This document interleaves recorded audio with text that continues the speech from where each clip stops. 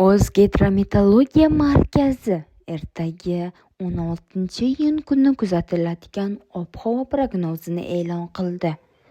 Assalomu alaykum, hurmatli kuzatuvchilar. O'z viloyatingizda, o'z shahringizda bir kun oldin va bir hafta oldin ob-havo ma'lumotlarini bilish uchun videomiz tagidagi like tugmasini bosishni unutmang va bizning sahifamizga obuna bo'ling. Respublikamizda havo biroz bulutli, vaqti bilan o'zgaruvchan bo'ladi. Yog'ingarchilik kutilmaydi. Shamol sharqdan sekundiga 3-8 metr tezlikda esadi.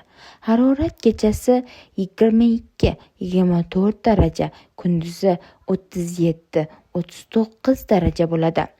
Videomiz manfaatli bo'lgan bo'lsa, yaqinlaringizga ulashib qo'ying. Like tugmasini bosishni unutmang. Xayr, salomat bo'ling.